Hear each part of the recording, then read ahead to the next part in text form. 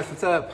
Welcome back here to today's edition of Advanced Bass Fishing, and appreciate you guys swinging by the channel to check out today's video. And guys, today I have got a really good spinnerbait tip I want to share with you guys for the month of November and December.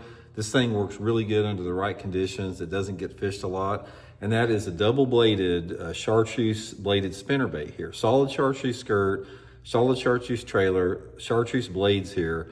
Guys, under the right conditions, this thing is freaking deadly in the late fall time of the year. So what I want to do is I want to go over the specific set of conditions that this thing excels in, because once you get those conditions in there, man, it can add up to some good fish. So we'll get into that in today's episode.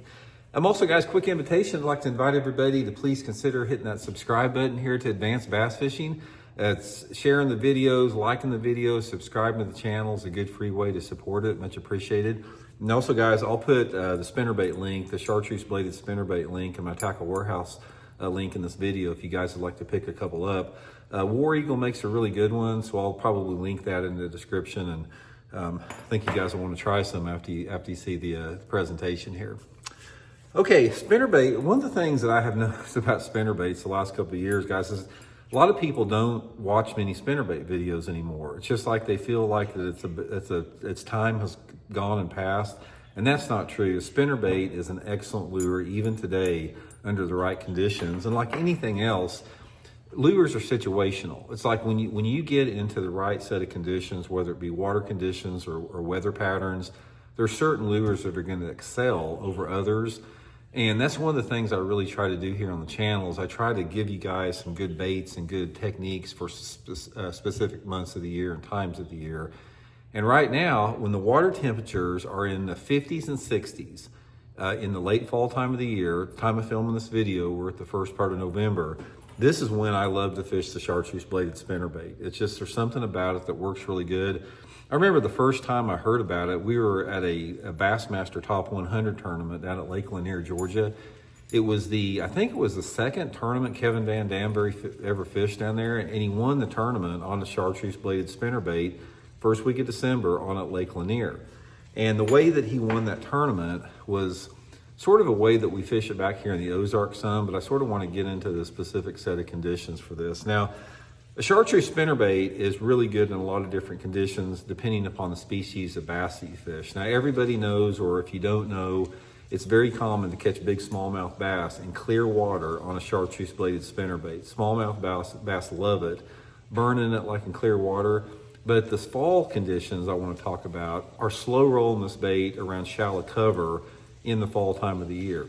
Now, most of the time I like either a 3/8 or a half-ounce head, and I want a solid chartreuse skirt, and I've got this Zoom ringworm as a trailer. I really like the trailer this time of year. It just gives the bait a little bit bulkier profile. And then I have two, probably about a number 3 and a number 4 willow leaf blade. This particular one the back has nickel on it or copper on it. But I mean, that can work good, but as long as you have two chartreuse type blades, they can be solid chartreuse or they can be half nickel and chartreuse. But as you can see spinning here, the chartreuse is the predominant color you see when it's spinning. Okay, now here's what you need to have in it. First of all, you got to have water temperatures in the 50s or 60s. Then you have to have water visibility is got to be just in this right window. And that right window for the spinnerbait is really about 1 to 2 foot of visibility is going to be perfect. Ideally, if you gave me like the perfect type of water clarity, I would say 12 to 15 inches in visibility, about like that in the water is going to be perfect for it. The next thing that you have to have with it is you've got to have some type of a lower light condition. Now, those lower light conditions can come in form of like early in the morning when it's still shady and it's a little bit dark out, or specifically on a cloudy type day. Cloudy, windy, or cloudy, rainy day with water temperatures in the 50s or 60s is a perfect situation for the spinnerbait if you have 1 to 2 foot of visibility.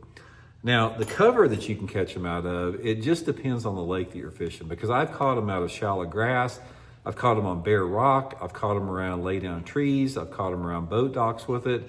But my favorite, if you could give me like one scenario, it would be I'd go up into like a creek or river arm of the lake where I've got, that 12 to 15 inches of visibility, and then I want some type of like a 45-degree angle rocky bank. that's got some fairly deep water close by to it, maybe even steeper, maybe even a 60-degree angle, but a fairly steep rocky bank that has some isolated trees on it, like isolated laydown trees or isolated logs in the water.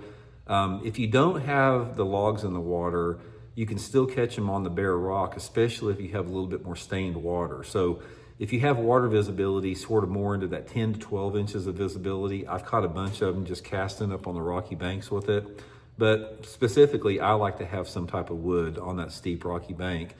And most of the time, guys, I'm just slow rolling it. I'll put it on a 20-pound test Seaguar and Vizex line, medium heavy bait cast rod, 7.2, and I'll just cast it and just slow roll it, past those targets. Just pretty much just like getting it just out of sight. I'm usually running it about 2 to 3 feet under the water. And guys, there's something about it. I don't know what it is about the color of the blades and the skirt, but it's like they like it this time of year. And it's like, the only other window that I fish a similar type of a deal would be like in the post-spawn time of the year, like in May, if I got shallow, dirty water. I've caught them pretty good on the chartreuse blades there. But by far, without a doubt, it's this time of year. And your best days, like I said, are gonna be your days that have a little bit of wind and low light conditions. I prefer a cloudy, if you gave me, okay, let's talk about the perfect scenario. Give me a day where I've got a south wind blowing 10 to 15 miles an hour. Give me about, 10 to 15 inches of water visibility. Give me a cloudy day. It doesn't have to be raining, just cloudy day, and shallow water targets. This is perfect scenario for that. But anyway, guys, I just wanted to run that by you. We've talked about these a little bit in the past in the channel, but I just wanted to reiterate how effective they are in the month of November and December. Once that water temperature starts getting down below, say 55 degrees, once it starts to get 52, 53, it's not quite as effective, but that 55 to 60 degree water temperature zone is gonna be really good for us. So anyway, guys, I'll link a few of these in the link in my Tackle Warehouse link in the description if you'd like to pick a couple up. Hope it helps you guys catch some good fish, and we'll talk later.